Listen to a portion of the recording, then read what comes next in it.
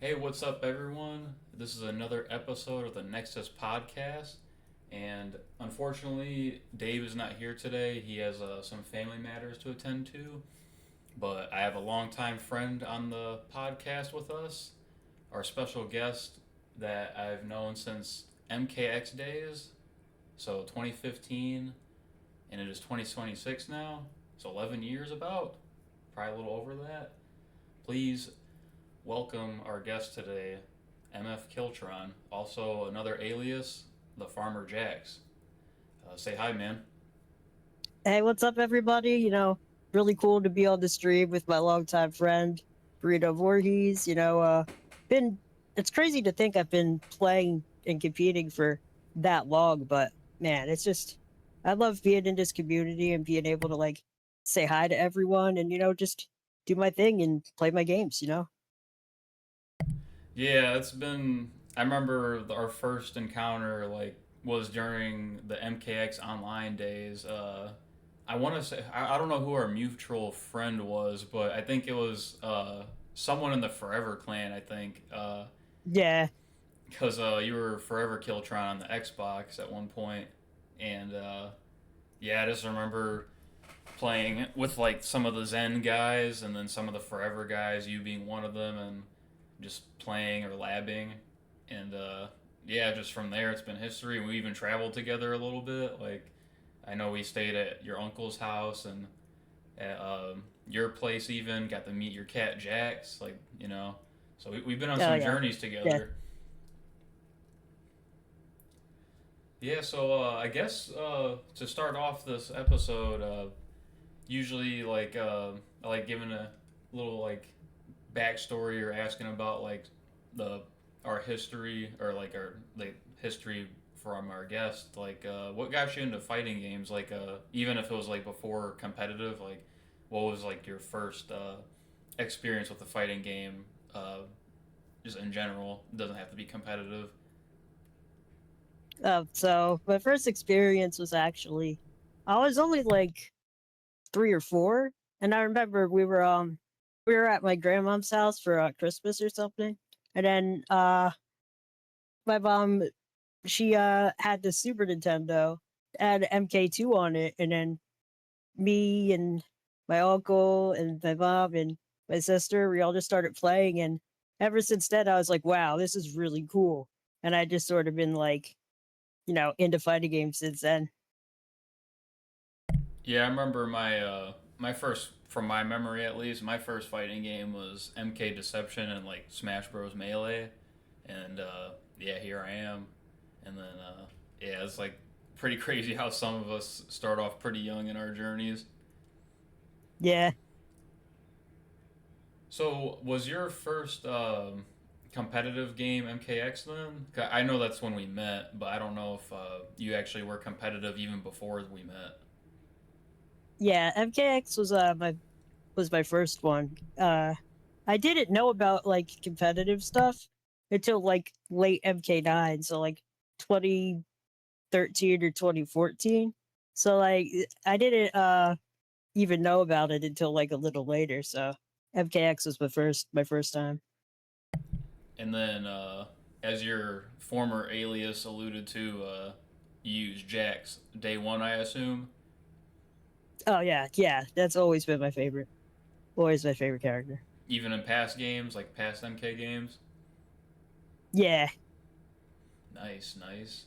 Yeah, the I think I don't know what variation you started off with. I remember when Fatal 8 was happening, Tyrant used pumped up Jax, and it had like the ground pound, the aerial ground pound, and like the gotcha grab, like the I guess the better version, I guess you could say. But um, yeah, that was outside of Tyrant.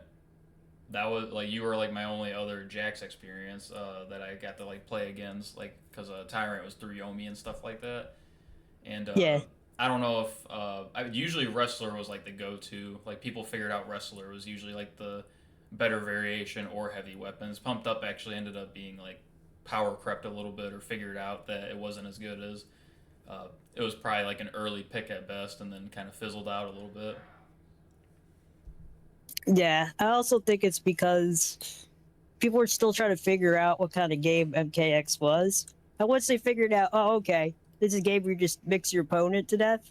I think that's why Wrestler became the best one, because then it was like it had the most mix-up options, so it played the game really well. Yeah, the overhead low plus the command grab. Yeah. So did you start with wrestler or pumped up or heavy weapons?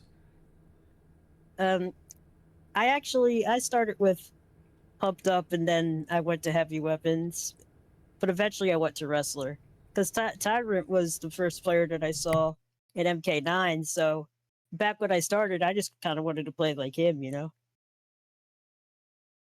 Yeah, no, for sure. Yeah, that's fair. Yeah, I remember I had so much fun with wrestler. He was one of my before the, and we'll probably get to this in a little bit more, but before the final hot fix that I didn't really like as much as the previous patch. He was a lot of fun before his nerfs came in. I know the dash punch having armor on it before. Um, it was like really strong, but so was other armored attacks. But man, pre-patch wrestler was so fun. The his command grab, he just ragdolled you on the floor. It was so funny, and also that brutality was just so hard to land. But when you did land it, it was just so satisfying. Yeah, I think out of how long I played that game for, I think I only might have hit that brutality one time. Yeah, I think I only landed that brutality like twice, and one of them was for my brutality compilation that I made so long ago. Yeah, that brutality is hard to land. um, yeah, the yeah, after they nerfed his dash punch armor and like his gotcha grab armor, I don't know, he just has no defensive options in the current like MKX patch, and he's just so much worse to play.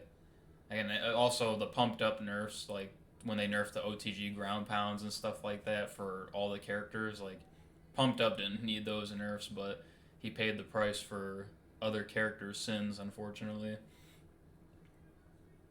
Yeah, I guess it was just one of those things where they didn't try it, but then they were like, "Oh yeah, by the way, this happened."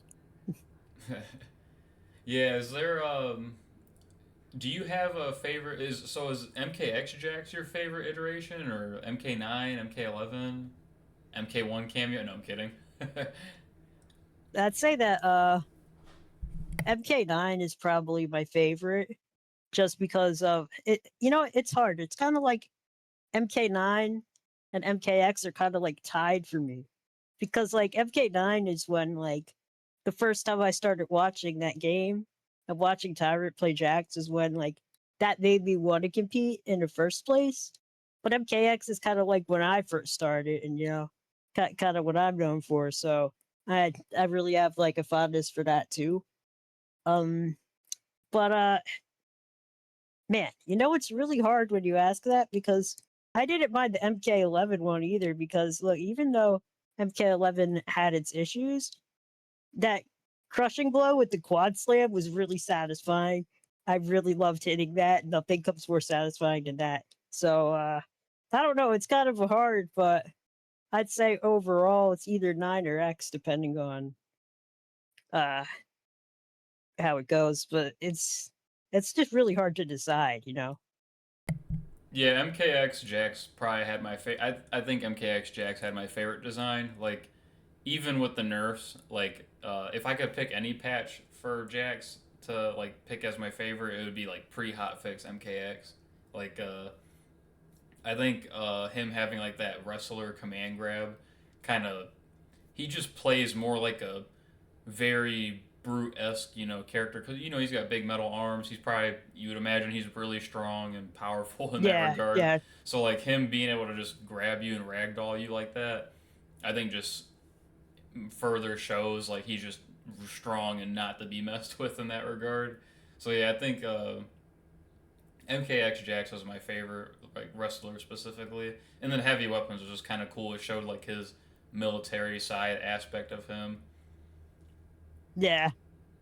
I also liked it because, uh I'm actually a big fan of Nemesis from Resident Evil.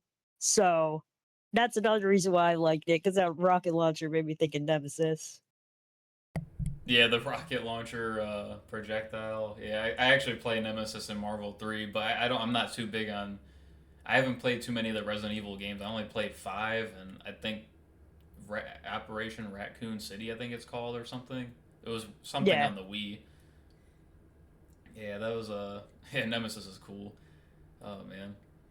Um, I know that we kind of talked about Jax, and like I don't know if do you have like a preferred favorite MK game?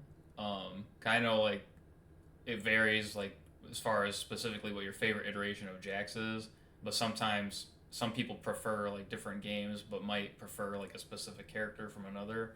Like if you have a favorite MK game, what is it? that's kind of when it comes to the Jax variations, really depends.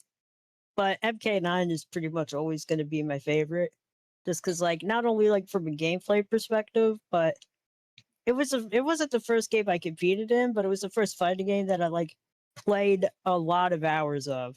So that one pretty much always will always be my favorite, because I also like how like there's a lot of broken stuff in that game, but every character can do something. Like that's another thing I like about it. So like it's definitely not balanced at all, but in terms of just fun and stupid stuff you can do with all the characters, yeah, that game is definitely number one. And it's one of the games where I have as much fun watching it as I do playing it. There's not a lot of games I can say that about. Yeah, I think that very last statement you just said is like that's a really big factor to include because like I feel that with some games like or even sports like for example like I don't like watching all sports but I like playing a lot of sports Yeah, and then it's like MKX I did spend a lot of time in like I probably spent the most time on MKX because like I was in middle school and didn't have any responsibilities and I was also kind of figuring out things like as I got older like with how to like just be more fundamental and stuff like that but I do agree like MK9 even though like when I was playing MK9 I was like young a kid and getting destroyed by my brother I would say like it's my favorite MK game or NRS game period. And then for those reasons you said as well, like the archetype just being like very powerful, high skill ceiling, very fun to play, fast paced. There was some nonsense, obviously, both in terms of bugs and imbalance, but a lot of the time, like imbalance, usually there's some fun factor in the game, and when you strip things down to like the nitty like gritty or just take everything away like MK11 did, that's like that's where I get lost and like don't enjoy the game as much. So yeah, it's pretty cool to see that MK9 is also your favorite. The like with MK9, even though the like meter drain glitch exists and player one advantage exists, like there's no such thing as a trade in MK9. yeah. And yeah, meter drain glitch, player one advantage. Oh yeah, and like some characters have like randomly plus unblocked strings or like normals, like Cage for example. His forward three can just randomly be plus unblock, and I don't think there's any deciding factor on that. I think it's just completely random. Or like even Jax, his forward four one three string, it can just randomly be plus unblock. Like even with those things, like it's still your favorite, like regardless of those like little shortcomings. I would say yeah, because even though that stuff sucks when it happens to you, you can still do a lot of you can still do a lot of like broken stuff on your opponent as well. So I feel like that's what makes it not as bad. It's like, okay, there's sometimes Jack's sometimes things whiff and sometimes things aren't plus and sometimes they are. But I can hit a reset in a corner that will kill you. So it's like, at least I can still do that though, you know? Yeah, that's a pretty good win condition if you can land it. It's pretty cool. Yeah. Um, I know. I'm assuming MK is probably your favorite of the between Injustice and MK, but you've played a little bit of Injustice 2. I know that. Did you play any Injustice 1 at all? Like, how do you feel about the Injustice series? When it comes to Injustice, I feel like two is I think two is a good game, but it's not it. I enjoy playing it, but I don't really enjoy watching it that much. And Injustice One is like I don't know because I don't really have a solid opinion on it because I've never really played it like that. I don't really know much about it, but I feel like the roster I feel like they have the cooler characters though in Injustice One. Yeah, if you ever want to learn Injustice 1, I got you. It's very fun. It's like Injustice 2 kind of definitely brought in some nerfs from the first game, and they slowed down the pace. And I do agree it's not as fun to watch as it is to play, unfortunately. And like even a lot of people meme on Injustice 2 like being in zone stis or Injustass or whatever. Um, yeah, but Injustice 1's a fun time, and Injustice 1's definitely like the MK9 of the two games. Like, there's like several different play styles, lots of imbalance, unfortunately, but lots of fun too, faster paced. So like I think Injustice One, in my opinion, kind of embraces like the better qualities of Injustice. And you use Green Lantern in Injustice Two, right? I used them a little bit, but I used mostly Black Adam.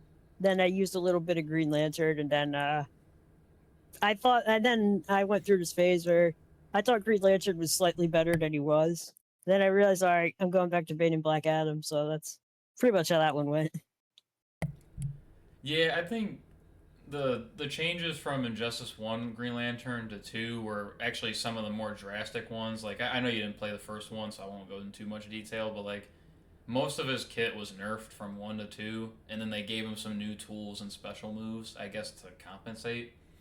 And I don't know, it was a more boring version of Green Lantern in my opinion, and that's like one of the many examples of why I don't like Injustice Two as much as the first one. Um,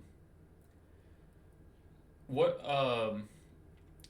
so I'm going to ask you some questions that will lead into another question, but what are some of the things you like? Like, what are some mechanics you like from the MK games? Like, whether it be MK9, X, or 11. Like, do you like breakers or do you like breakaway, or do you prefer like if there was no breakers or like anti-air system? Like, what makes you like? What game mechanics from MK do you like? Uh, just to name a few examples, like the anti-air system, breakers, X-rays versus fatal blow, stuff like that. I would say in terms of like anti-air, definitely like how they worked in MK9 because I don't know, I just feel like being able to jab makes it easier to react to jump-ins versus other games. Um Breakaway is like I don't know how to feel about it. I hated it at first, but then once I figured out different ways to deal with it, I started to be like, all right, this is okay. I think more the problem with that is honestly people just built meter way too fast in MK11. I think that was more the issue, and they could do it like way too much. I think I like Breaker a little bit more, but I kind of I thought it was interesting how they did it in the 3D games though. How like you just got like you had a certain amount of Breaker each round, and then if you use it like you can't do it anymore. I thought that was pretty interesting. I don't when it comes to Fatal Blow, I don't like Fatal Blow at all. It's mad annoying. Even though I played a character that had the best one, I still didn't like it because it's the worst feeling when you want to do something, but you know they have it. So it's like, do I want to go for this or I don't want to get hit with Fatal Blow? Other game mechanics.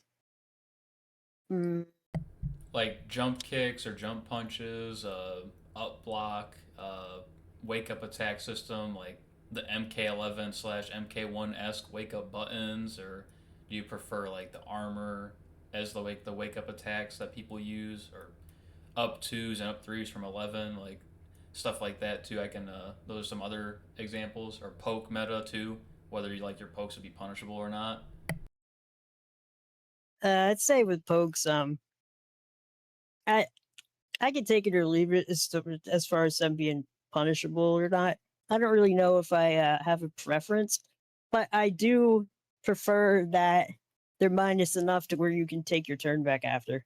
I don't think people should just be able to just poke all over the place and you can't do anything. I think that it should at least be like, it should at least reset something.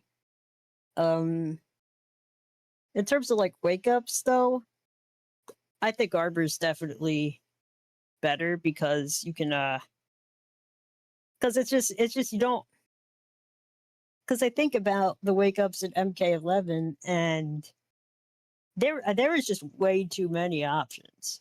Like it was like you could wake up buttons, you could roll forward, roll back, you could delay wake up. There's two different timings to it, up two, up three. That you don't need all that. Like that's just the point where as like somebody that gets the knockdown, I don't have any advantage, so who cares? So then why does the neutral matter? That's kind of how I feel about it. Yeah, I did not like MK11's wake up system at all, and for those reasons, and like it just kind of promoted you to do anything besides block, and it's just super annoying to try to keep like your offense going or enforce your Oki at all because of that. Yeah, the other big question game mechanic wise is like we talked about MK11's meter like regeneration system, and like there's a little bit of like shades of that in MK1 with the cameo system, since it's like a passively regenerating resource. um, MKX and MK9 meter system are pretty much the same, if not exactly the same, I think. But MK1, you actually build meter on hit, like as someone that's attacking. So like you could be doing a combo and you're gaining meter even outside of just doing special moves, and you also just gain meter on block like you normally would.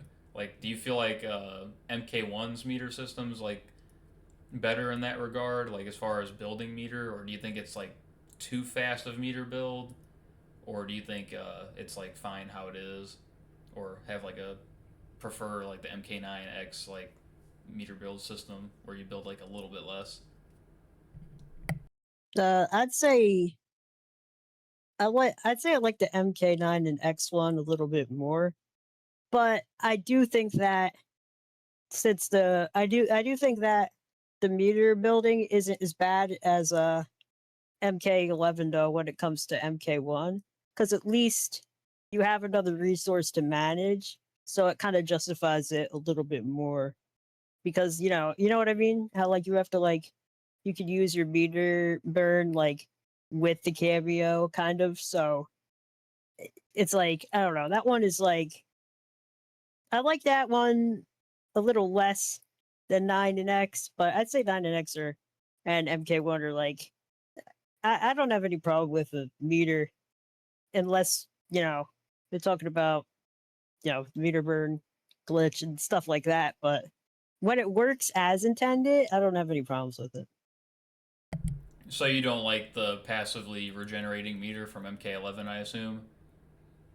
No, I think that there's just got to be like, it, you, there's got to be more resource management involved. And in that game, I kind of felt like, I'm not gonna lie, there's been several times where I just assume I have to beat her because it regenerates, and you can actually get away with that at times. Yeah, I agree with that. I do think you shouldn't just be given things, like it should be earned. And while I do think MK1 is my favorite meter build system, I think my only criticism to it, or Uh, yeah, well, I'll say meter system, not meter build system specifically. The reason I'm correcting myself on that is because in MK1, since you build meter faster, they made breakers cost 3 bars, which I actually like that change because it just seemed like characters would get breakers 24/7 in some games because they could just build bar, and you couldn't counterplay meter build either like you could in MK1 because we have flaws block in MK1, which is also a mechanic I like as well. Not to get it confused with MK11's flaws block because there was reversals tied to those, and that was a mess. But I think MK1's flawless block, to where it negates chip damage and meter build, it keeps characters in check from building too much meter, and it kind of adds like a execution barrier on defense, which I like too. So other than, I think the only thing with the meter system I don't like in MK1, I just don't like that the attacking person can gain meter on hit. I think that probably should go back to Injustice exclusively. That was like one Injustice mechanic that made it into MK1. I thought it was kind of odd. And while I'm not a fan of regenerating meter, I'm not going to only cherry pick MK11 for that thing. MK1's kind of guilty of it as well with the cameo system, but like at least we also have our traditional meter system along with the cameo meter, so it's not as bad, I don't think. And yeah, the reason I bring up all these questions though, like because MK throughout the NRS franchise is different with every installment. Like they reinvent the wheel with every MK installment, and whether it's characters, game mechanics, they all play differently. Like they usually never Mhm. play the same. Yeah.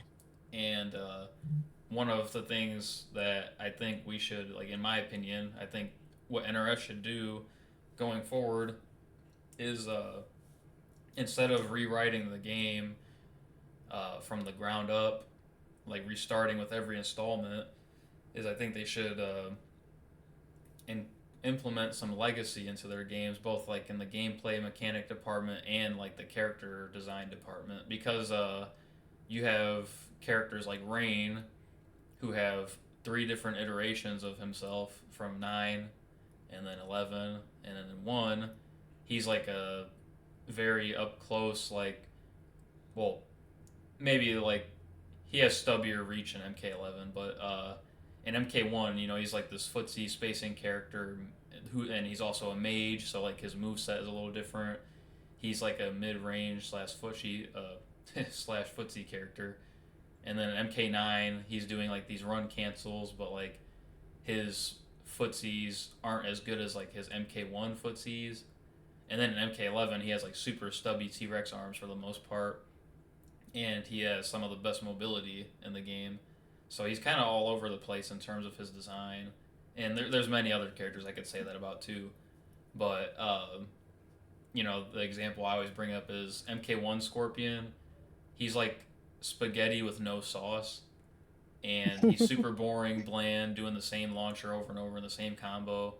And then you have like MKX Scorpion, which is my favorite design for Scorpion, specifically Hellfire. He's doing all these fast-paced run cancels, and his move set just looks really flashy. Like he has Flame Aura, the Fireball, Hellfire, and also another thing I forgot to mention to you with the game mechanic talks was the variation system versus like full moves list and stuff like that. Like I want to see full moves list going forward. I don't want to see pieces of a character, whether it's in the form of variations or like even cameos.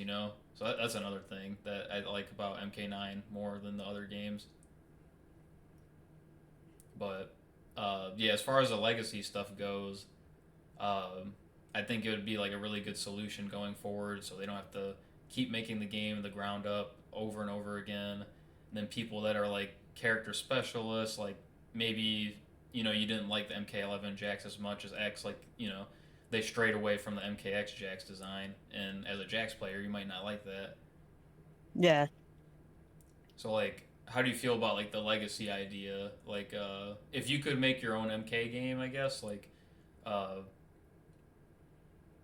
what would you put in that MK game as far as like gameplay aspects go? Like, you said you like breakers more than breakaway. You like Hmm. jab anti-airs, minus unblock pokes, but like maybe not punishable. I'm assuming like fast paced. Like dash blocks or versus running. Um, are you a dash block guy or a running guy?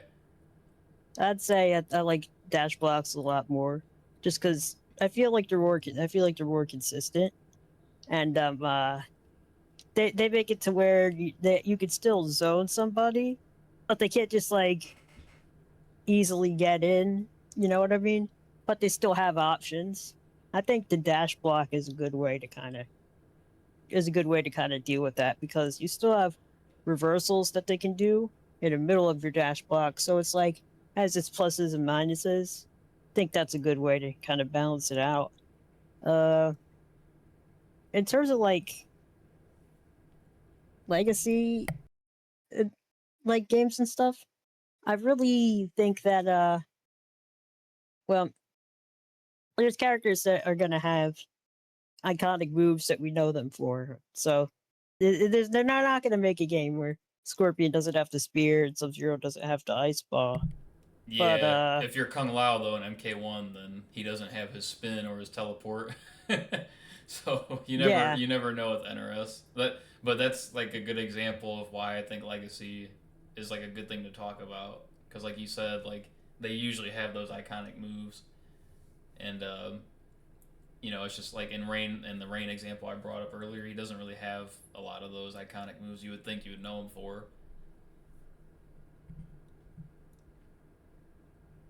but also too, I think another thing as well is that I don't like to I I'd rather characters be have a full move set. So not only can they give depth and people can play them in different styles anyway.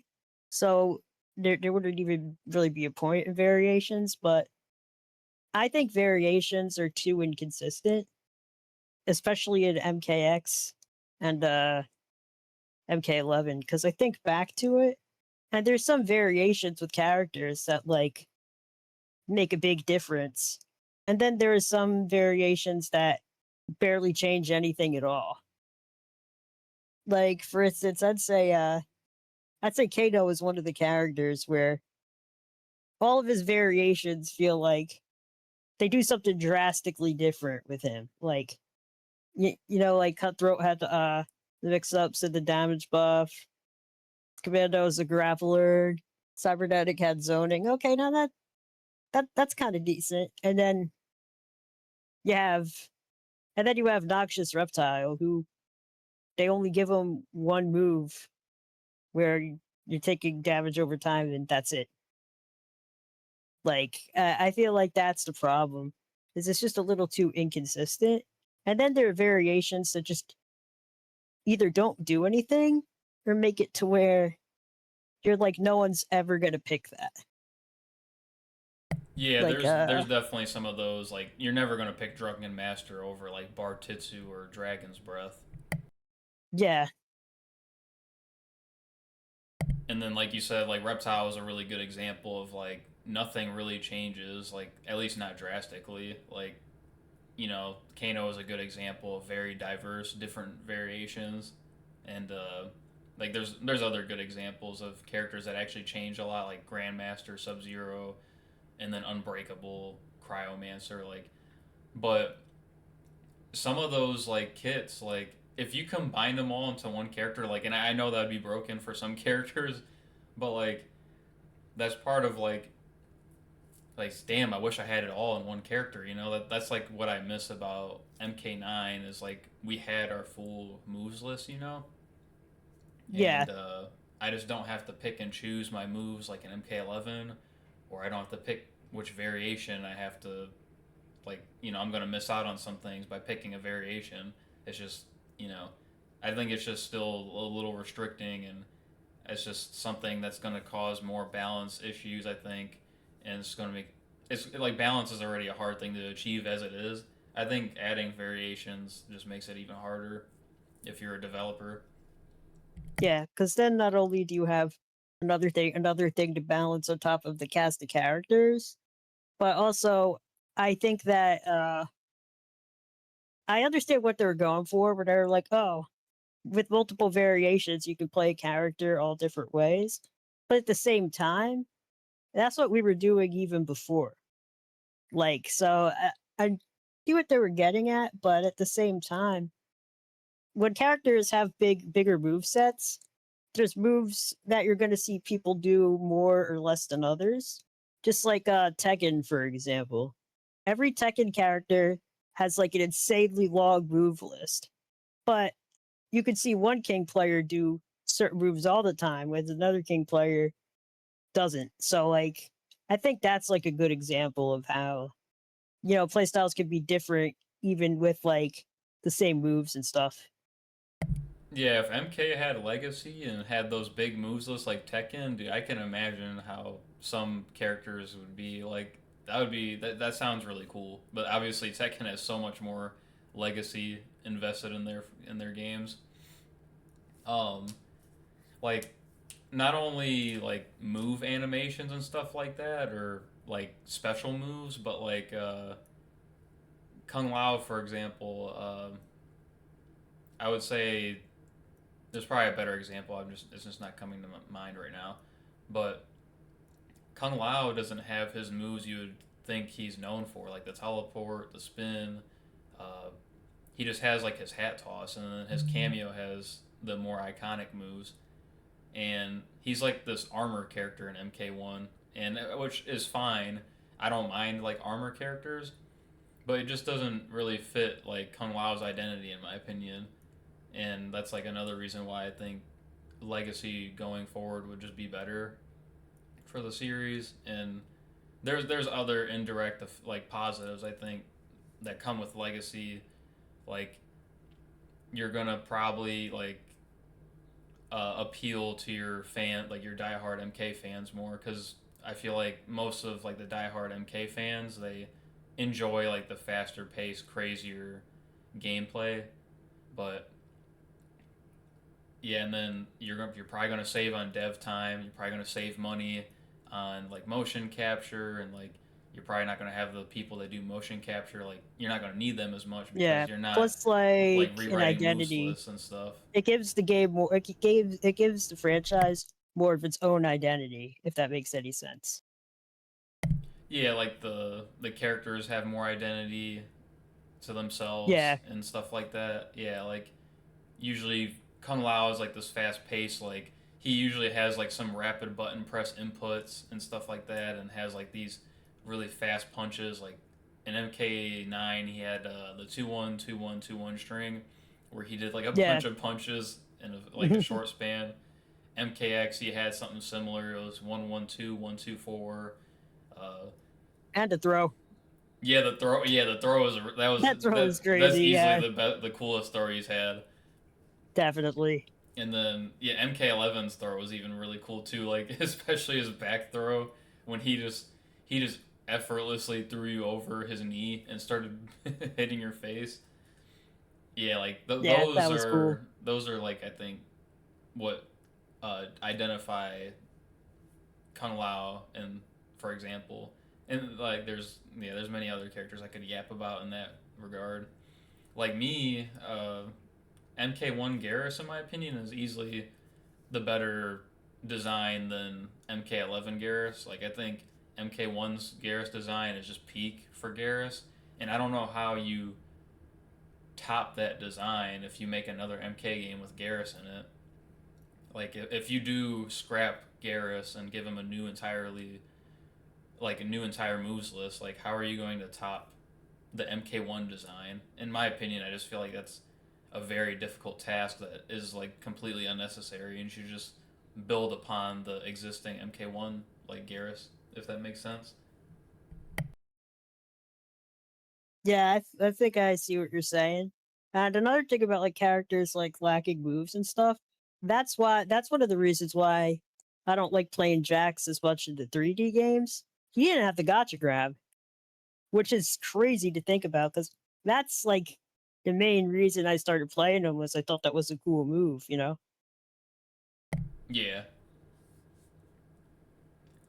Yeah, in the old games it was like his I'm not as much of an arcade MK guy, unfortunately, but I think it was like his projectile.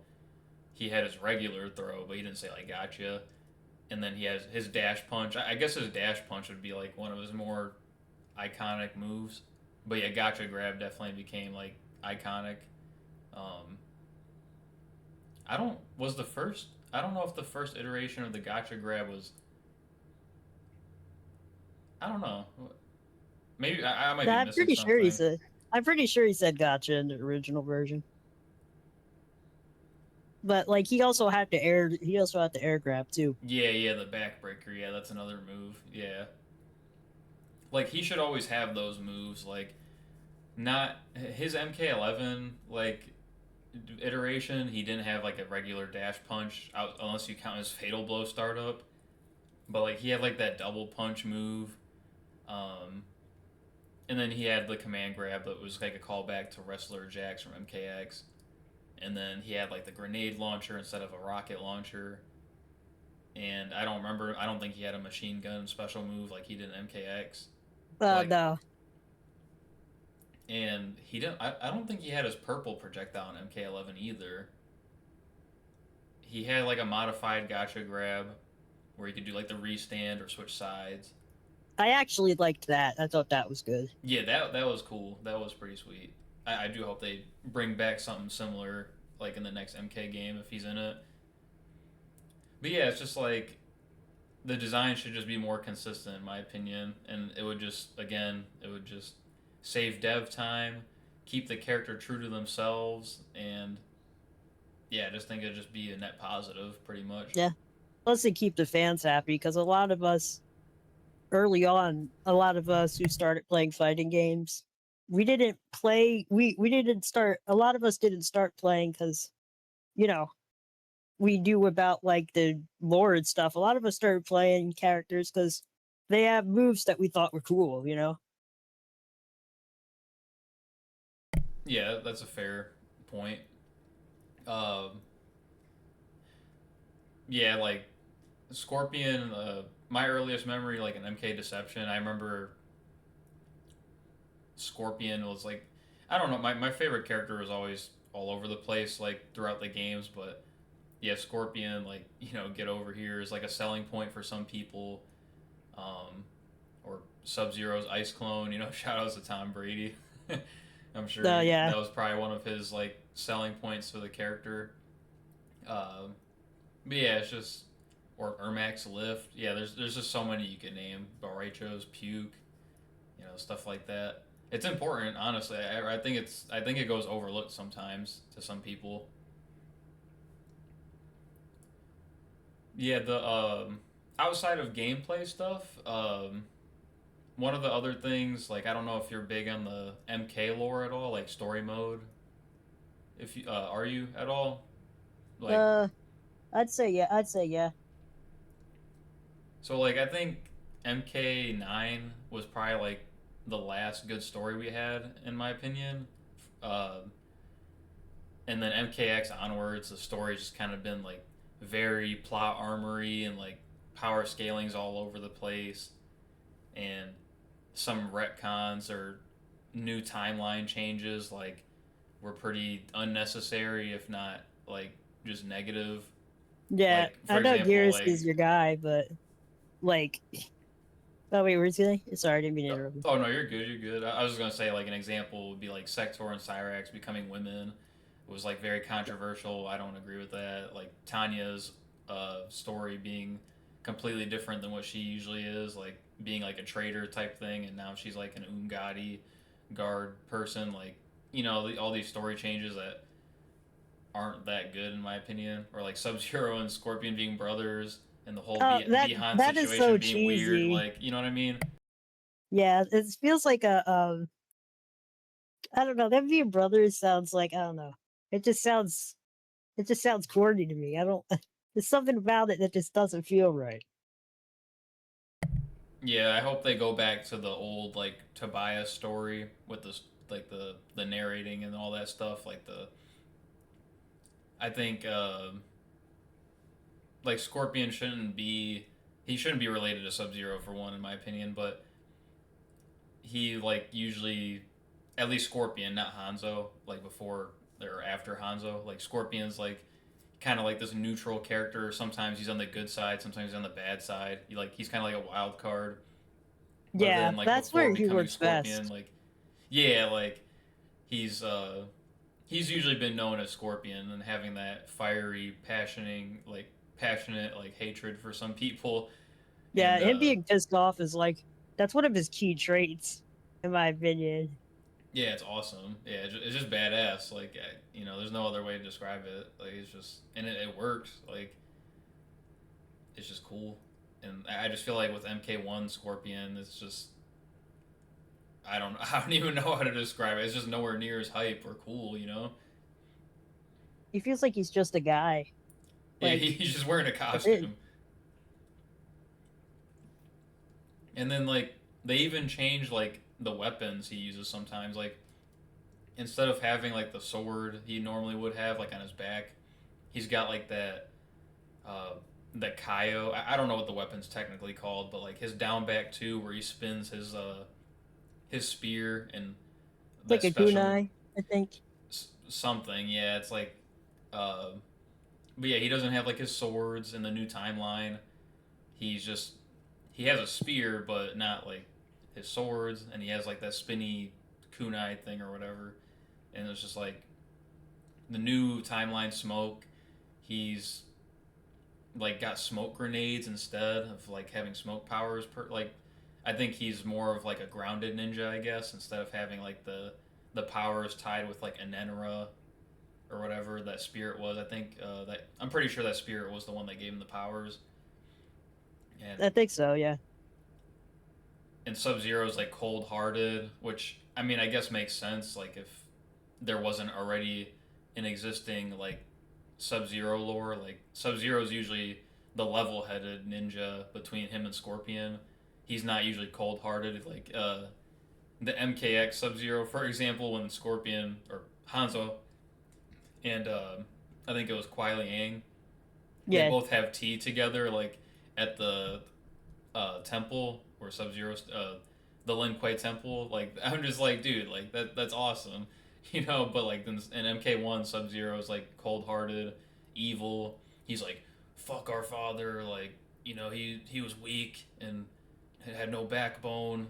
And I'm running the Lin Kuei now, so it's just like I don't know. It's just like the story changes were just overall not good in my opinion, and I just hope they go back to the classic story. And there were so many unfleshed story aspects. Like we didn't really know much about the Order Realm or certain species of characters like the vampires, some reptile characters like Chameleon and traditional reptile. Like there was still so much lore that could have been expanded upon before a reboot was necessary.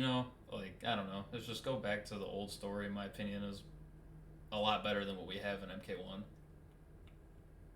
I just think once you start doing I just think when a story once you have a story and once you add time travel to it, it almost never makes it better.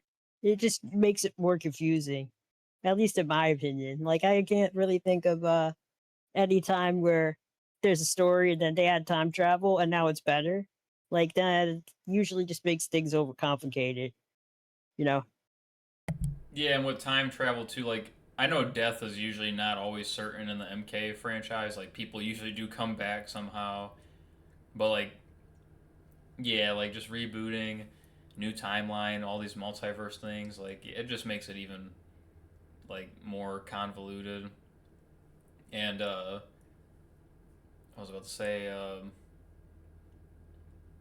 it gives me Marvel vibes almost. Like it seems like multiverse was Mhm. like kind of like a trendy Yeah, thing to do in the last couple years or something, and it's just something that didn't need to be thrown in MK. yeah, it makes it feel like I mean, it makes it feel more like Marvel superhero stuff.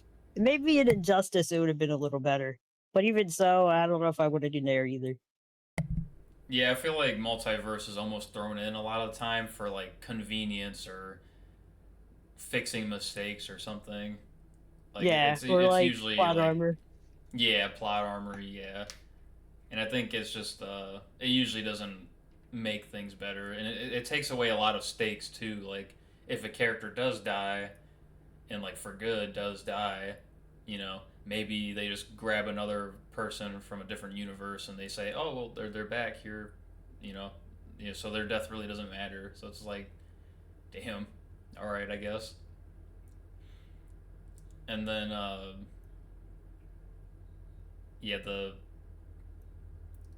yeah, it's just multi. I don't know. I had another point. I think I just lost it though. Um,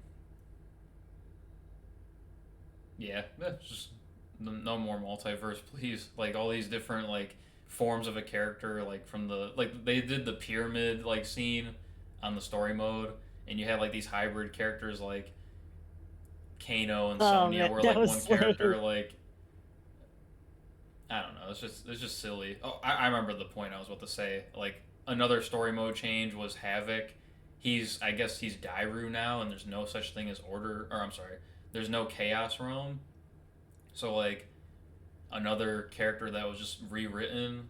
Like, why are we making Havoc Dairu? Like one of the intro dialogues between Havoc and I think Liu Kang or somebody. I forgot who the character was against Havoc, but he's like Dairu in the new timeline, and there's no Chaos Realm. So it's just like, again, these new timeline story aspects I just disagree with. I think it was a way to like for them to try and make Daru cool. They're like, you thought Havoc was cool, well, now he's Daru. Yeah, how about that? And everybody was like, no, Dairu's still lame. Yeah, I don't think Dairu's that popular. Like his most notorious like iconic move was the Tombstone drop, but I feel like outside of that, like Dairu's kind of whatever. Like he's just a mercenary. I don't know. He's never been that or assassin. I'm sorry. He's never been that cool in my opinion. And like his most iconic thing was the Tombstone drop. Yeah, that's like he falls. Ah, all right, it's Yeah, cool, I guess. he's whatever. He's not somebody I would request to see in like a future MK game. But that's another thing too about Legacy is like these Legacy like Tekken has like a pretty big roster sometimes. Like I think Tekken Tag 2 had like I don't know 50 characters or something. That's another cool thing about Legacy is if you're not overwriting characters with every installment, you can carry over the existing characters and just keep adding to it. Or like Street Fighter 4, they went from Street Fighter 4 to I think Super Street Fighter 4. So it was pretty much Street Fighter 4 but with a bigger roster and some patches that was added over time. And then after Super Street Fighter 4, it was Ultra Street Fighter 4 and they just repeated the process. Same roster, just added more to it and just had more patches. And like MK has a huge roster of characters and people like fans are always saying like, "Oh, Jade better be in the next MK game. Jax better be playable in the next MK game." Like you can't address all this fan service when you keep scrapping your roster from the ground up and just you have like an I don't know. Usually they release like 20 something characters on release for like a starting roster. But if you had Legacy, you could have your starting roster finish it off, and then in the next MK game, bring that roster over, and plus add more characters, and then start patching the game as you would normally. It's just like, MK's roster is like about 100 characters, I think. If you like really get into the nitty gritty, like I'm talking Meat, Mocap, Blaze, Onaga, like all of those characters. So yeah, just addressing who should be on the roster would also be less of an issue if you implemented Legacy. It would just make it Hmm. like easier in that regard. My idea is this: when it comes to that, I think honestly, what would be the best way to do that? If we're doing legacy for a character roster, I think it would be. I think by default we should have the UMK3 roster, and then add people after that. I think that's kind of what would. I feel like that would be fair because that's like all the classic characters that should be here, and then you can just start adding people like after that. I think that would be a better way to decide what characters get in. Yeah, I think MK9, UMK3 is a pretty good starting roster. Like you said, the classics are there, and then but yeah, from there, like if you did go about that like philosophy or like that starting roster, then you know if they did keep rewriting the game from the ground up, then they're kind of running out of space or slots to fill with like other characters. But that's why I think Legacy would just be a good idea because you wouldn't have to rewrite the roster and all that stuff. You could just start with like an MK9 or UMK3 roster size, and then eventually later down the line add like some MK4 roster characters, Deception, Deadly Alliance, etc. And yeah, that would just be really cool. Yeah, I think that would work really well, honestly. Yeah, and then you don't have Molina players during MK11 threatening like the devs and Ed Boon like will find you and hunt you down if you don't add Molina to the game. You know, I feel like Molina only made MK11's DLC because of all the backlash from the Molina fans. Like, yeah, that was crazy. Yeah, that was wild. They made it like a whole big deal. That that wasn't necessary at all. They didn't have to. They didn't have to act like that just because she wasn't in the game. Yeah, those Molina fans are different. um, Aside from traditional gameplay, I'm assuming you played some of the 3D MK games like Deception, Deadly Alliance, Armageddon. Have you played them at all? Oh yeah, yeah. I think I know where you're going with this. Yeah, dude. The side modes, like the mini games, or like Conquest or something, like the non-competitive aspects.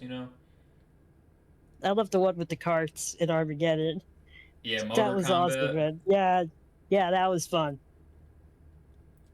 Yeah, so like a lot of people, myself included, the MK1 was definitely like the most unfinished game, like at launch of all the MK games. We didn't have crossplay at the start. We still don't have online lobby rooms. Um, Have you ever had the black screen happen? I don't think so, no. But I But did you have you know like what? some desyncs sometimes. Occasionally, like early on in the game, sometimes when you were playing ranked match, it would load, and then you would get a black screen, and then you'd have to reset the game. That would happen early on a bunch of times. Even in it happened to me a few times, even in like offline versus mode. So like that was a huge problem. Yeah, the launch of this game was horrendous, and like I know when Quan Chi, I think it was when Quan Chi came out, you could barely queue into ranked matches because it would just always lead to like a Yeah, disconnect or something. yeah, it would be like there's one day that happened to be every third match, and I'm just like, damn, how was I supposed to rank up? You know? Yeah, and a lot of the time spent like looking for an opponent is just staring at trees. But in other fighting games, you can like be in an online, like you could be searching, but simultaneously as you're searching, you could be like in a training lobby, like just by yourself, labbing stuff or whatever. And Yeah, that's like a new standard, like going forward into fighting games that I think NRS is behind on. Um, like individual character rankings, like is still not a thing in our games. Like Street Fighter, your Zangief could be like diamond level, but then you picked up Luke or something, and you're starting from ground zero with Luke in the ranked ladder. yeah. Um, a lot of But people that's good though, because you don't want it to be like, oh, you're playing Luke and you're playing against master players. Like, it's not gonna go well. yeah, it's like it's unforgiving for anybody that wants to pick up a new character and start like another like grind with some other character. Like people would make new accounts to bypass that. Like, oh, I'm already Elder God ranked on MK1, but if I pick up a new character, I'm still gonna be Elder God ranked. So I'm gonna be pairing up against other Elder Gods or around that level, and it's just gonna be a little difficult for most people in that scenario. So they would just Yeah, make a new account or something and just restart. But then you're facing other inconveniences that come with making a new account, like you don't have your brutalities unlocked or you don't have your colors or skins, stuff like that. So yeah, there's definitely a lot of gameplay features missing in like the online queue, and I just hope that we can have those in the next game at launch. Like I hope that cross pays at launch, online lobbies, and that queue that you can sit in while like searching for an opponent, and also there should be like Wi-Fi filters or ping filters.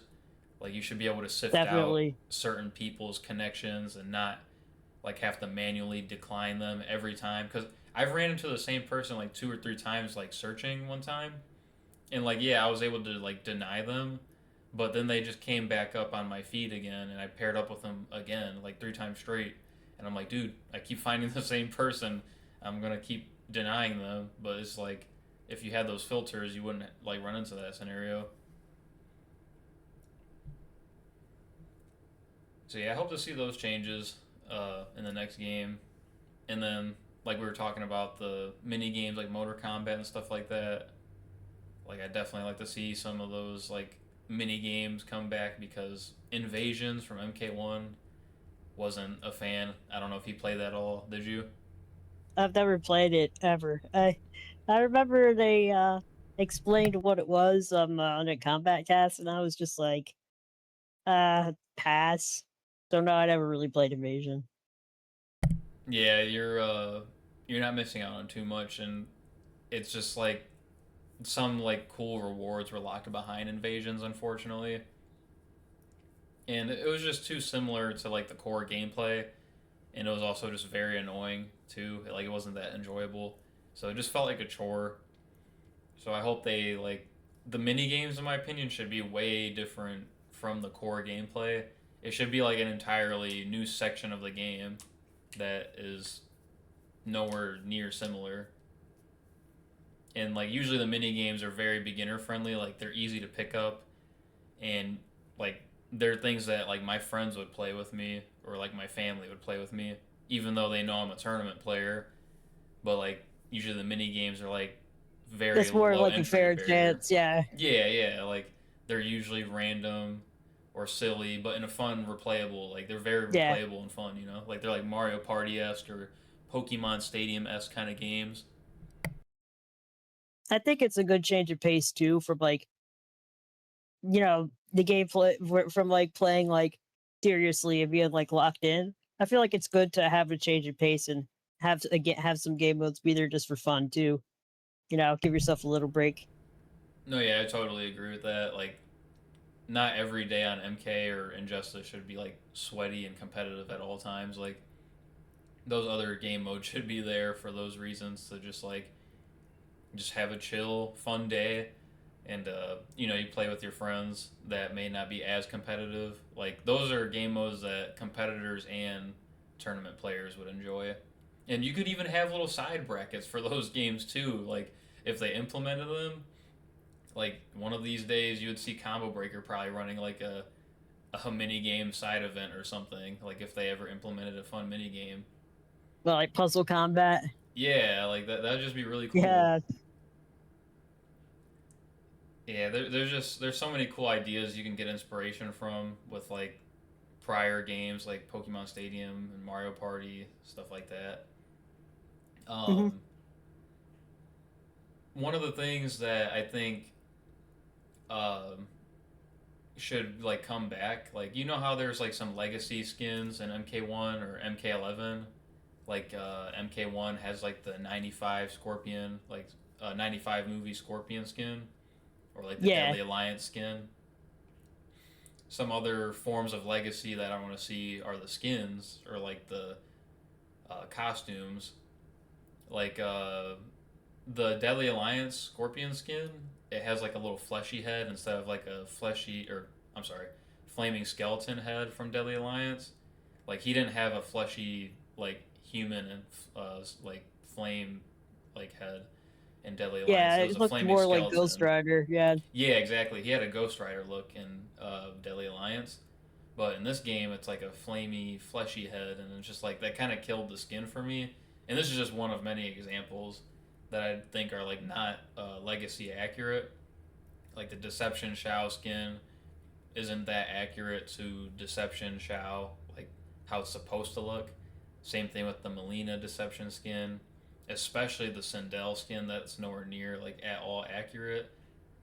So like, I didn't even know it was supposed to be that. yeah, they. I mean, if you're gonna call it Deception Melina skin or Deception Sindel, like it should look it, you know. But they like alter the skin so much, it doesn't even look like how they're supposed to look. And that's like they lost my money in that regard, and some like with some of those skins, and that's just like an easy cash grab in my opinion. Like if they were just 1-for-1 ratios, they would sell like easy. And like imagine if imagine if Deception Havoc skin was in MK1 instead of like this emo like Havoc design that they made him in this new timeline.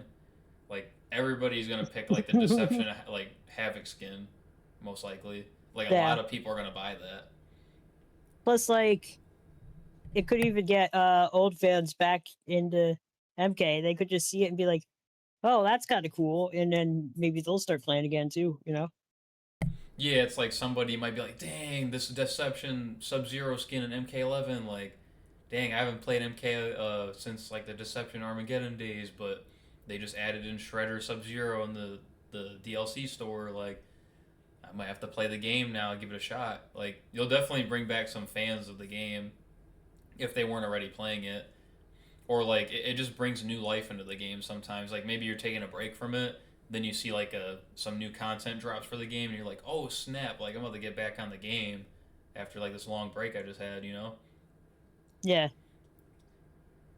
See, I hope that's something they also consider when they make the next game. Is if they're gonna make some legacy skins, I really hope they're 1-for-1 ratios, because otherwise, if they're not, then it's really not. I wouldn't consider it a legacy skin at that point. Yeah. It's kind of messed up to be like, "Hey, this is the Deadly Alliance," and then it doesn't look like that. But I just feel like that's kind of like, if you're gonna say that that's a skin, make it that. You know? Yeah, it's like a I don't know. It's just like false advertising, low key. Yeah, the messed up way. Yeah, kind of. Yeah, that's There's just so many things I think like like the those are like my like things that I'm hoping to see is like I know with every MK game and they like restart like the game from the ground up and all that stuff, and the MK like communities are all divided. You know, like you have the MK9 community, then you have the 3D era MK community, like the Deception, Deadly Alliance, Armageddon. Then you have the arcade community, like the first four installments. So like we're all divided, and even in the NRS MK games, we're all divided. You have the MK9 community, the X community, 11, and then the one community. So it's like you're kind of just prolonging this subdivision in the community and creating a new one with every installment for MK if you keep rewriting the game from the ground up. And I think that's just going to keep our numbers low in like tournaments like Evo, or it's just hard to keep a game like growing competitively Yeah. at least. Like so it's just If you I keep changing it up, yeah. yeah, cuz you're going to lose some fans or some might stick around, but you're probably going to lose more, and there's just going to be a new fan base for that game, and then the cycle just kind of repeats. Like I know MK like sales wise, like worldwide from a consumer standpoint, does really well, but competitive, Competitively is different. Yeah. yeah, like competitively, like I think the competitors, while they're a very small minority, they do have a role in keeping the game relevant, and maybe even having like there's hype moments that maybe you'll see on YouTube that could get some views and could get the game more eyes and stuff like that. So we create moments like that, and also like I think we give good feedback. Like we probably have pretty good feedback for what we want to see in like future games. So like we maybe can help the game improve as well. So I do think while we have like a minor role, we still like are important, you know. And I'd like to think so. yeah, it's just Street Fighter like have they have like huge numbers in tournaments, and I know their games also have bigger gaps in time, like with each installment. But our games only last for like 2 to 4 years, and then we're on to the next game. And it kind of sucks because I think some games from the past have like they didn't get to grow that much because we didn't get to stick around and stay on the game for that long. Like it's hard to polish a game up and like fine tune it when you only give the game like 2 years to live and then you're on to the next one. Yeah, because then it's like there's so much that there's so much tech and so much stuff that you could that you could like learn. Like that's the thing that makes fighting games so interesting. Because there's always something new to learn and something new to like figure out and do. So I just feel like 2 years is just for a fighting game, that's not a very long time because there's so much to develop and there's so much to like there's so much new stuff to learn and practice, even if it's like an old game. There's always something to figure out. Yeah, there was a lot of like hidden Injustice 1 tech like me and my brother found out just from playing the game past year two. Like we had like tier list discussions between me and him, and we're just like thinking, dang, like some characters were way better than we thought, or vice versa. Like, Doomsday was seen as like probably like an upper mid tier character or even higher, like during the game's life. But like after Yeah. playing a lot past 2 years, like you really just me and my brother were like outliers in the community when we thought like Doomsday wasn't as good. Like we thought he was overrated, and people like would disagree with us on that. And then come to find out that is like kind of the case. And then some characters that were downplayed or just underexplored, they like just got better over time. And you just don't find stuff like that as often when your games don't last that long. Like the final hot fix of MKX, there was barely any tournaments for it. Like we didn't really get to see how that patch played out because we were already moving on to Injustice 2. Yeah, so there's still so many like theories on characters and stuff. And I'd say one of the characters we that people really changed their minds on was definitely Liu Kang in MKX. Because at first they thought he was like pretty decent, but now it's like everybody thinks he's like top tier now.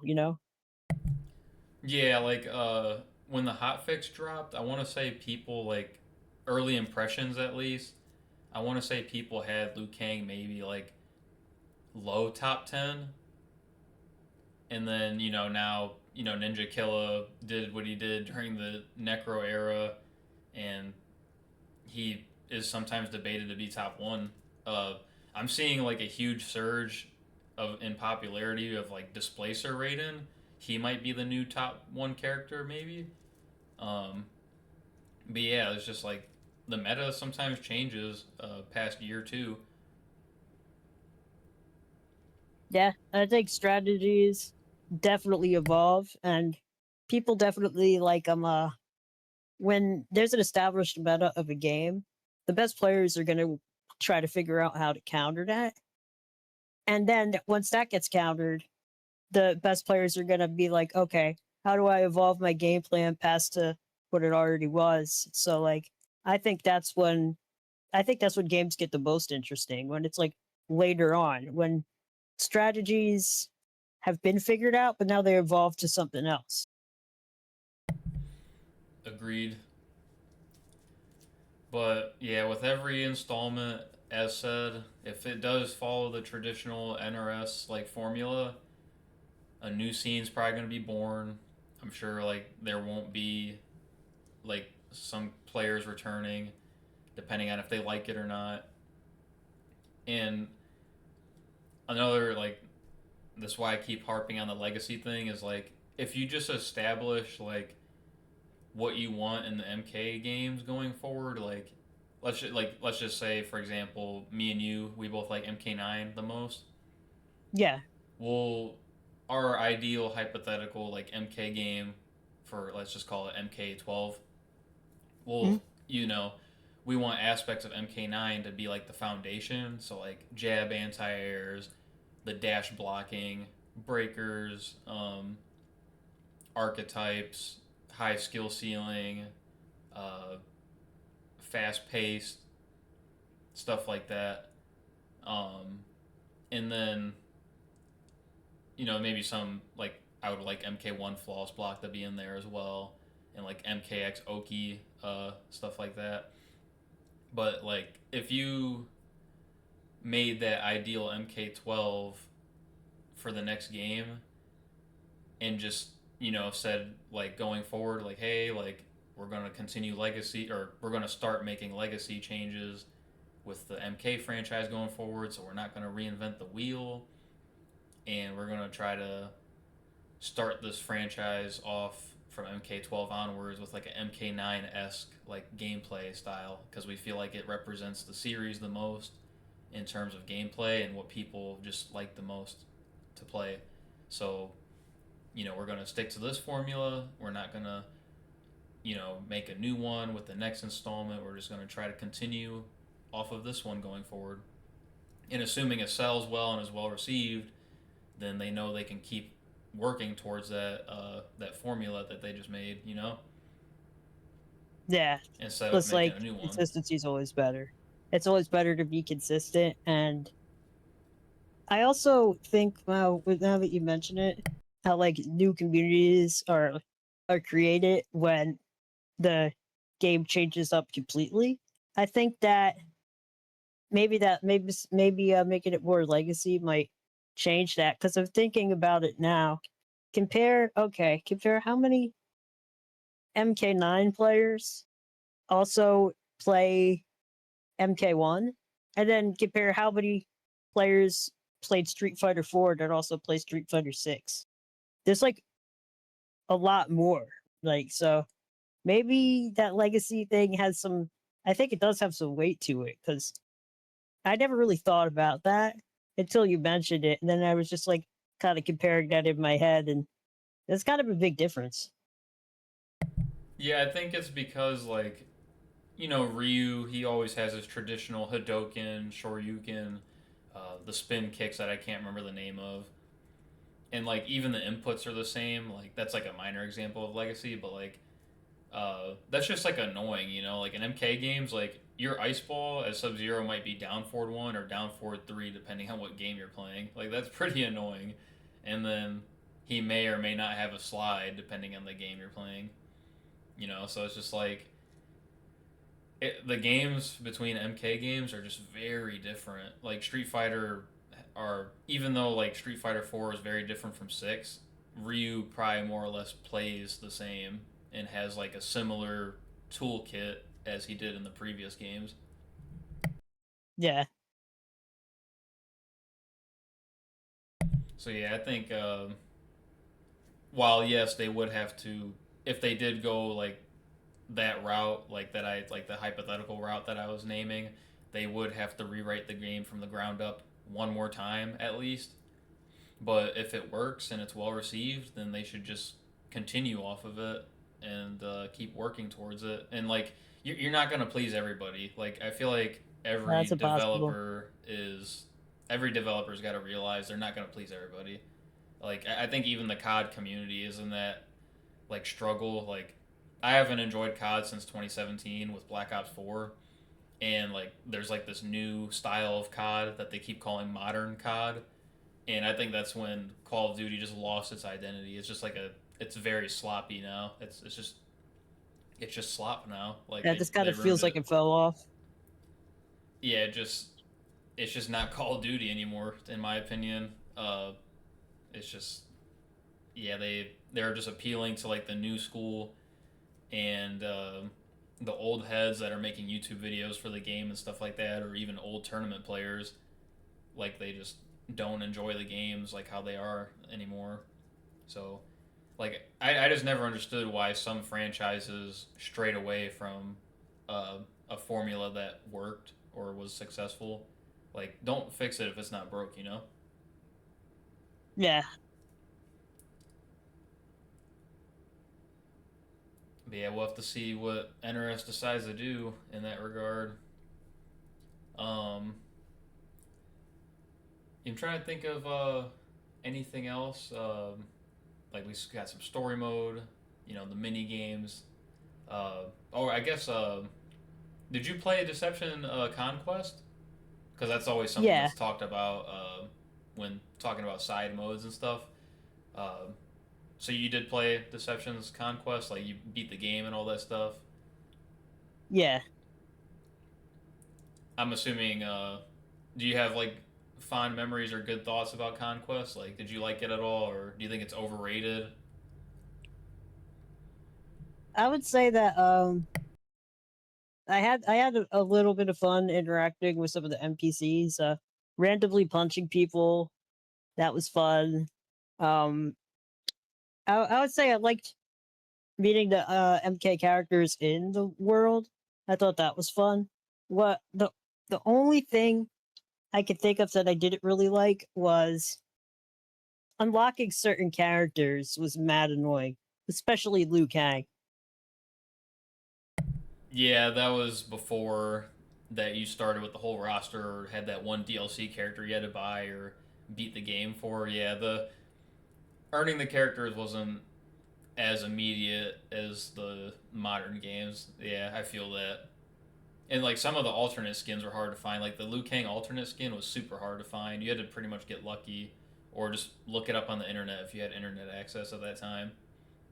Which I Yeah, which I didn't. My dad had to actually he had internet at his job, and I asked him like as a kid, I was like, "Hey, can you look up this for me?" And it was like the Liu Kang alternate skin because it was like the only skin me and my brother couldn't find when we were growing up, and it was like an Adenia in like H5 or something, but it at only showed midnight. up. Yeah, it showed up like on a Thursday at midnight, and only showed up for like a half hour or something. I was like, After that dude, was it. who would find that under normal circumstances? Like, come on. Man, bring back Zombie Liu Kang. By the way, that's one skin I want to see come. I'm tired of these Revenant skins. Yeah, I think Revenants is there's just I don't know. This just doesn't hit the same as Zombie Liu Kang. Yeah, Zombie Liu Kang with the hook chains. Like, dude, he was so dope. Yeah, no, he was cool. Yeah, that was another thing about the old story that I thought was good. Like when the Deadly Alliance killed Liu Kang and what we thought was Shao Kahn before they said in like one of the biographies, I think Deception, Shao Kahn was a clone. But yeah, when they killed Liu Kang, dude, it was just like, man, the good guys lost. Like they actually lost. Like that was like another aspect of the story mode that I thought was done well, and the old that's just part of some of the old story that I miss. There were stakes. Yeah, like they killed off characters that actually kind of mattered.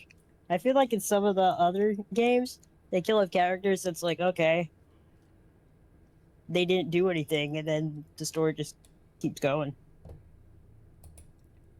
Yeah, and I hope that they bring Onaga in as like a playable character, but for the story as well. Like I think he's my favorite villain by far. Maybe I'm nostalgic like a little bit in that regard because Deception was my first MK game or one of my earliest memories of gaming. But dude, he just even after they defeated Raiden in the intro of Deception, the ground is shaking after Shang Tsung and Quan turn on each other or whatever, Yeah, and like you can hear Onaga's laugh upon him like arriving in the shadow or the Soul Temple or whatever, and the freaking Onaga's army just kneels down before him, and he just has the awesome badass intro, and like the music's playing, and he's just oh roaring. yeah, He's yeah, just he's eating everything that comes his way. Like, dude, it's just so awesome. You can't beat that. yeah. Though he had the coolest entrance ever, like by far. Yeah, and then like the intro cinematics to those games too. Like, dude, those games came out in like '04, '06 or something. Deception was '04. I think Armageddon was like '05, '06 or something. Those intro cinematics are like they're rewatchable to this day, especially Armageddon. You can't That's like the best one. I love that one. Deception's my favorite of the two, but like Armageddon is so rewatchable. Like you can't spot every single detail just by watching it once. Like there's it took me many years of rewatching that to like see like every detail or damn near every detail. Like there's fights everywhere that you just can't spot in one watch, you know? Yeah, and also to this day, I want to know why did Stryker punch Belina like that? Why did he do that? I Remember think that? That part is crazy. I think the better question is why question it? I think it was well Yeah, deserved. I think it was it Melina. happened, and I'm happy that it happened. That's all I know. Yeah, of all characters to get a sucker punch in though, like he's probably one of the worst characters to sucker punch somebody because he doesn't have powers. So he's just like he's kind of he's kind of screwed. He's probably gonna end up losing the second he punches somebody. Like because Yeah, he's just a policeman. Darius fell off the pyramid. I like that part. Yeah, he just tumbled. Yeah, man, those intro cinematic. I watch those intro cinematics to this day. Like every time I revisit those games, it's like almost mandatory that I watch those intro cinematics. Like, not even because I feel like I need to, but like I genuinely want to. It never gets old to me. Yeah, and you always notice something that you didn't notice the first time. Yeah, especially with Armageddon, Oh yeah, and then the soundtrack. That's something I forgot to mention earlier. Like the soundtrack for like the 3D MK games, they're so much better than what we had in MKX 11. MK1 was a little better than MK11, but still nothing compares to like the 3D era music in my opinion. yeah. I think that there's definitely some iconic tracks, and the character select for Deadly Alliance and Deception. That just that goes hard. There's no other way to say it. It just goes hard. Yeah, Deception had like my favorite vibe and like soundtrack. Like when you booted up you were just on the menu select screen. It was like very ominous and like the lightning strike would happen right upon loading into Yeah, that menu, and then it would just get like very eerie and like but at the same time it was good though. Like it was yeah, yeah, it felt it fit like it fit the vibe of like that's like the vibe that I think best resembles MK is like that eerie, dark, yeah. gritty vibe. Like I knew, like when I was a kid and I saw that, I was like, I don't know. It just made me go, okay, shit's super serious now. Like it's that's what it was. Yeah, man, those are good times. Those are some good times. And um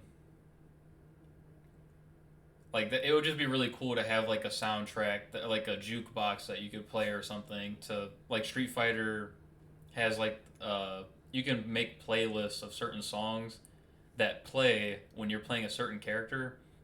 So you can set like a certain playlist when you're playing as Zangief, like in my case, for example, Mhm. and then or I think you can maybe customize like the menu as well, not just like characters you play as, but like that's just really cool, you know. Like I hope that we have that because I haven't been a fan of the MK music in these games.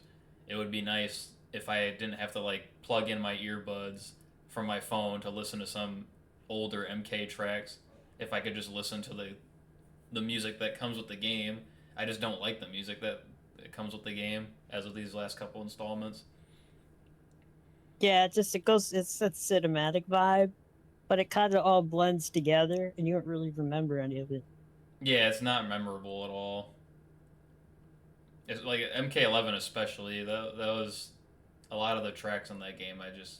They were quiet for one, so you could barely hear them even if you were looking out for it. But when you did hear it, it was just not that. It wasn't that exciting. It wasn't like hype, fast paced. Like Yeah, you heard it. You're like, all right, well, whatever. it just doesn't hit the same. Some other like features, I guess, before we wrap things up, and if there's anything else you want to bring up on your own, please do. Uh, like brutalities, I think are not like for competitive. Like they're less of like they're definitely really cool and competitive, but I know it's something casuals probably love doing, and uh, it would be really cool if we kept seeing brutalities, but the only thing is with MK1 brutalities, they're like they feel very restricted. Like in MKX, they were done the best in my opinion because you had meter burn throw for any brutalities that could only be performed on a standing opponent. So that kind of helped like make Yeah. brutalities way more lenient to land. You know what else I like too about the MKX ones? How there's like how like later on like people learned there's little extra stuff you could do after it. That was also really cool. Well, like how you can alter a brutality by doing like a certain input or something. Is that what you mean? Yeah, like remember the Trevor one where he turns you into stone, but then he like taps the ground? That was really cool. Uh Yeah, the secret brutalities. He had a lot of yeah. secret ones. For Aaron Black when you could shoot the crow. That was cool. Oh, yeah, I forgot about that one actually. That slight altered brutality. Yeah, I forgot about that. Dang, memory unlocked right there. Yeah. Yeah, I If they definitely could want add to see that, those come back. yeah. MK has always been about like weird secrets that you can do. Yeah, like even going back to the arcade games, like they had those secret cheat codes and all that stuff when you are on the loading screen and dial like a certain thing and all that. Hmm. Human smoke, I think, was like one of the codes to dial in or whatever in MK3 or UMK3 or something. Yeah, I definitely. I hope they improve on like the brutality, flexibility because like the finish them screen is super annoying when trying to do like a cool combo into a brutality because like the screen slows down and it just throws off your timing I so thought it cuts bad. it off. Yeah. It's so annoying, dude.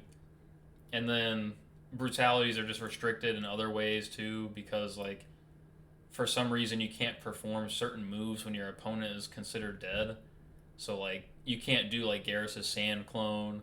You can't freeze an opponent in place when they're dead. They just get launched away. A lot of that stuff wasn't the case in MKX. So you weren't restricted on your sequences either. So and it would be really cool if the pro competition for MK1 had like the brutalities unlocked just for like that's just good for viewership, you know? It just makes the end Yeah. of a match way more hype than doing the bare minimum like down to crushing blow that's like the only brutality you would or I'm sorry, not crushing blow. Uh, down to brutality. That was like the only brutality you saw because it was universally unlocked. Yeah. And that one sucks. Nobody wants to see that. Yeah, like when that's the only brutality you see, it gets old, you know. And Yeah. then they had the screen crack throw brutality, but that was also universal. So it would be cool if like the brutalities were also unlocked for pro competitions. And yeah, I feel like that was one of the big misses that we should. I wish we could have seen in the like. Imagine Final Combat, Ninja Killa and Sonic Fox or whoever is playing the Chilean twins or whatever, Hmm. and they just instead of ending the match the way they did, they were able to end it in a brutality because they were unlocked and they weren't too restricting. Like that would make more historic moments in our scene because it's just that much more memorable when you have brutalities tied to them or whatever. Yeah. It's like that little explanation point at the end. Yeah, it's just that much more dramatic.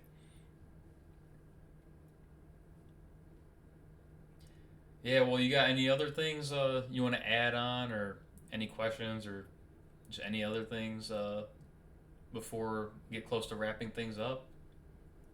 Uh, I would say not really, but I am a little bit I'm kind of excited for the MK2 movie coming out. I've seen the trailers and it looks better than the first one. I don't know if I'm gonna like it, but I'm gonna give it a chance, and I'm gonna see. I'm gonna go in there and just like ha- go there without any expectations and give that movie a chance. It might be good. And if anybody wants to hit me up on Twitter at the Farmer Jacks or X, I've been trying to play a little bit of Guilty Gear Strive. I'm trying to learn the game. So if anybody wants to, play me in that game, just hit me up. I'd be down. I'm just trying to learn. I don't know what I'm doing yet, and but I'm having fun. Hell yeah. That also reminds me. I did see the MK movie early, so I won't spoil anything. But it was Oh definitely yeah, don't tell me. yeah, it was definitely an improvement. That's all I'll say. There was some decent fan service as well in some areas. So yeah, I think when does it come out? Like May 7th, May 8th. Yeah, Bay 8. Yeah, I think it was definitely a step up from the first one. I had a lot of concerns, but they addressed my concerns from the first movie pretty well. I would say like I would give it like a 7 or an 8 out of 10. But I Okay. plan on watching it more because my friends from like that I've known since like school want to watch it. And then I'm gonna watch it with our local MK scene in Ohio uh, when it comes out. So I'll probably like potentially be watching it like a second or third time. Like it's definitely rewatchable in my opinion. The first one, I didn't like a lot of the story mode or the story aspects and the Arcana thing, and it was just a mess. But yeah, two was definitely a step up. Thank goodness. Yeah, it's a good sign. Um, One other thing I should ask too is do you have any like competitive plans, like offline or online at all? Like, I know you're in the New Jersey area, so like MKNJ was like probably like a place that you visited in the past, or maybe even recently. I don't know what you've been up to these days recently, but like, do you have any competitive plans or tournament plans, or are you just kind of waiting for the next game? Um, right now I'm kind of just trying out Guilty Gear Strive. I'm gonna play that game a little bit online and then go to some like locals or some monthlies and just like see see like how that goes, and then kind of go from there. Um, for MKNJ, it's been a little while since I've been there because it's not. I just haven't been feeling MK1 that much, and sometimes driving to North Jersey is difficult because there's a lot of tolls and stuff.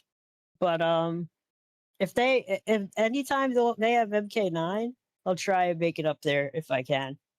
So that's pretty much what I'm up to right now. Just playing Guilty Gear. Gonna go to some locals and see it to see if it's. I'm not really concerned on how I do. I just want to see if I enjoy the game and if I have fun with the experience and stuff. So that's pretty much where I'm at right now. Just playing that and MK9 online and locals when I can. So it's just pretty much what my plans are right now. Sounds fun. Yeah, I definitely miss. I haven't been to an MKNJ since I visited New Jersey when I was seeing my friend that used to live out there before he moved to Florida. That was like back in 2019, I think, or 2020, I think it was actually. Yeah, that was a fun time, and definitely one of the locals we look up to in terms of like longevity and grassroots. Like they're always killing it in the tri-state area.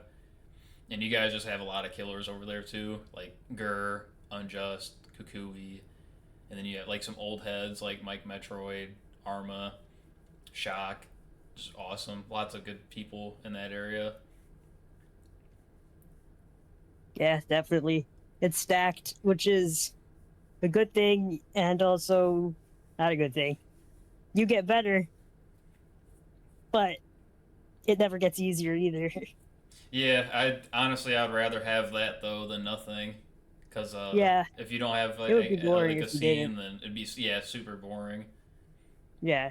And yeah, we're doing our best to keep locals going in Ohio. Like we have like locals in Columbus that I'm not near Columbus. I'm like 2 hours away from it, but the closer local to me is like where me and competitor live, Hmm. closer to Cleveland, and we're just trying to do our best to keep it relevant and thriving, keep it growing, and all that stuff. Yeah, it's definitely hard to keep like locals alive in an age of online, and most people just want to play at the comfort of their own home and like potentially not have to pay an entry fee, stuff like that. But that like the offline experience, you can't replace that with the online experience. Like you have in person encounters. It's way more social. Sometimes Yeah. you have those FGC dinners or breakfast, meetups, whatever. Well, excuse my voice crack. You know, those are some of the fondest memories I have in the FGC is those FGC dinners, and there's Yeah. like friggin' 30 people on the same like just one table, and we're all just like take a picture together, talk like about tier list or whatever the case may be. It's just super fun. I feel like you remember that a lot more than the matches sometimes. Like the moments you've had, like just talking to people, meeting people, getting dinner and stuff is like I don't know. I just feel like a lot of that just sticks with. Yeah, the social aspect sometimes is stronger than like the main reason you even went to the event. Like sometimes people travel to like gaming events to see their friends or uh, like there's more like when I lived at Yomi for a month, like that was some of the most fun I've had in my life, and I wouldn't trade that ever for anything else. And like some people that met each other in the FGC like are friends outside of like they might have met like in the video game, but then like their friendship went past the video game and like they started maybe just becoming closer friends. Maybe they planned trips together like outside of the video game. So Mhm. like sometimes the social aspect just ends up being more impactful for some people, which that's always nice to see. Yeah, definitely. Yeah, I think that about wraps things up for me. Anything else on your end? Like I know you dropped like some of your socials, like your Twitter. I think you said, um, is it what was it again? Killtron 187. No, Twitter's at the Farber Jacks. Oh yeah, that's right. The Farmer Jacks. Do you have a YouTube channel by chance? Not really. No, I've tried to do the YouTube thing a few times, but I just don't think it was for me. Yeah, I'm not too consistent on my channel. Like I don't have like a schedule really. I'm kind of just all over the place and yeah, it's kind of like a zoo on my YouTube channel in terms of like how it's organized. I just have to be in the mood to make like videos pretty much usually, like outside of the podcast. All right, folks. Well, yeah, if you don't have any other last words, Killtron, then I think that we'll wrap things up. And it was great to have you on. And apologies, like I said, Dave couldn't make it. Some family matters he had to attend to. But appreciate you coming on. And we'll see you all on the next episode of the Nexus podcast. Take care, everybody.